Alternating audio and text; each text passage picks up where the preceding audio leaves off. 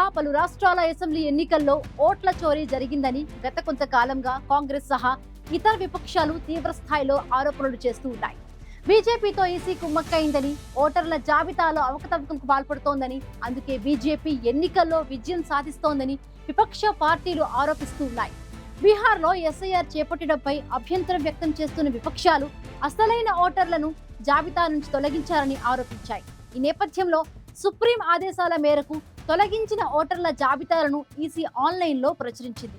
ఇక ఇప్పుడు కాంగ్రెస్ పార్టీ వంతు వచ్చింది.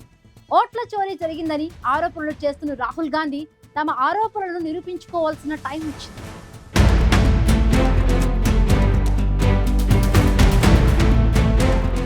బీహార్లో అసెంబ్లీ ఎన్నికల వేళ ఎలక్షన్ కమిషన్ ఓటర్ జాబితా ప్రత్యేక సమగ్ర సవరణను నిర్వహించింది.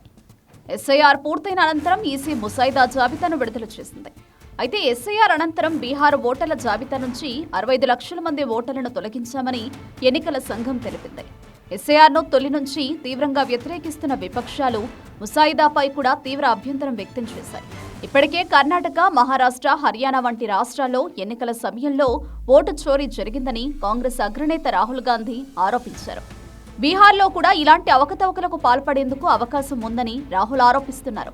బీహార్లో ఎస్ఐఆర్ను వ్యతిరేకిస్తూ విపక్షాలు సుప్రీంను ఆశ్రయించగా ఓటర్లకు సంబంధించిన సరైన వివరాలు గణాంకాలతో సిద్ధంగా ఉండాలని ఈసీకి సుప్రీం సూచించింది. అలాగే బీహార్లో తొలగించిన ఓటర్ల వివరాలను ఆన్లైన్లో ప్రచురించాలని ఈసీని సుప్రీం ఆదేశించింది.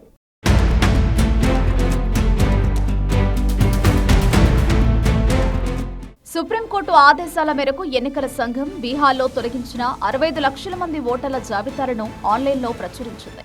ఓటర్ల తొలగింపు వివరాలను ఆగస్టు 19, 2025 నాటికి బహిర్గతం చేయాలని సుప్రీంకోర్టు ఈసీని ఆదేశించింది. దీంతో ఒకరోజు ముందుగానే ఈసీ తొలగించిన ఓటర్ల జాబితాను విడుదల చేసింది.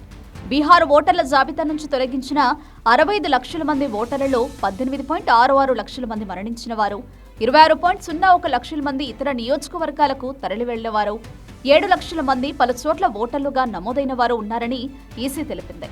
అలాగే 11,484 మంది ఓటర్లను గుర్తించలేదు. ఈ ఓటర్లను ఏఎస్డీ ఓటర్లుగా వర్గీకరించారు.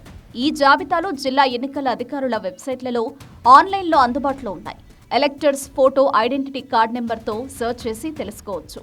ఆ ఓట్లను ఎందుకు తీసేశారనే దానికి ఈసీ కారణాలు కూడా వెల్లడిస్తోంది.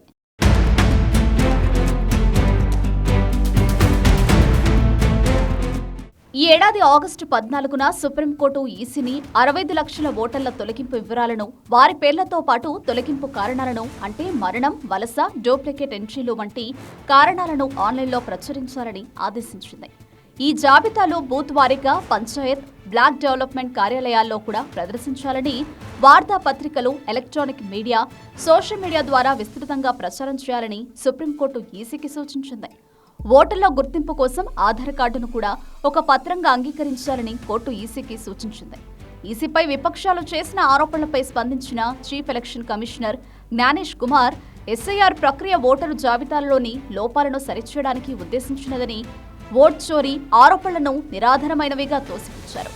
ఓట్ల చోరీపై ఆధారాలు ఉంటే బహిరంగపరచాలని, లేకపోతే నిరాధార ఆరోపణలు చేసినందుకు క్షమాపణలు చెప్పాలని సీఈసీ స్పష్టం చేశారు.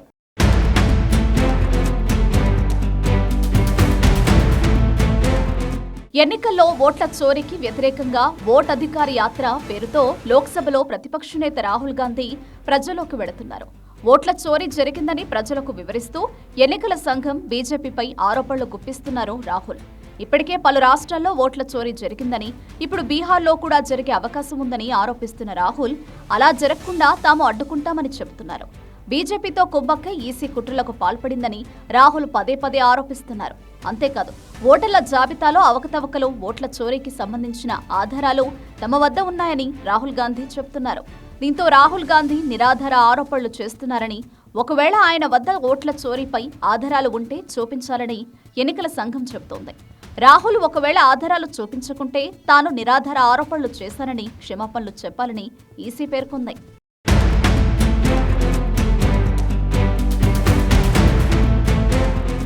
సుప్రీం ఆదేశాల ప్రకారం బీహార్లో తొలగించిన ఓటర్ల జాబితాలను ఎన్నికల సంఘం ఆన్లైన్లో ప్రచురించింది.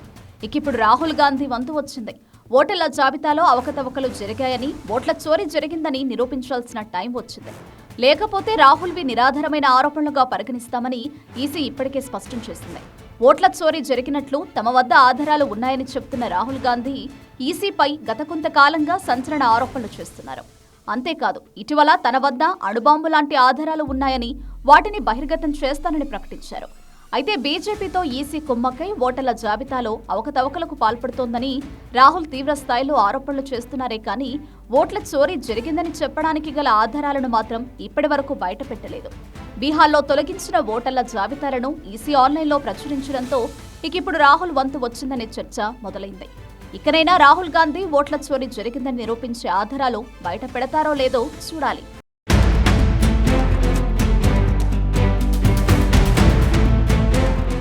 ఎన్నికల్లో ఓట్ల చోరీ జరిగిందని పదే పదే ఆరోపిస్తున్న రాహుల్ గాంధీ అవకతవకలు జరిగినట్లు తమ వద్ద ఆధారాలు ఉన్నాయని చెబుతున్నారు.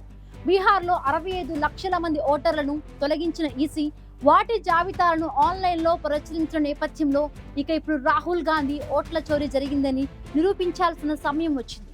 రాహుల్ గాంధీ తమ వద్ద ఉన్నాయని చెబుతున్న ఆధారాలను బయటపెట్టి ఈసీని ఇరుకున పెడతారా, లేక ఆయన చేసినవి కేవలం ఆరోపణలు మాత్రమేనని ఈసీ చెబుతున్న విషయాన్ని నిజం చేస్తారా అన్నది ఆసక్తికరంగా మారింది.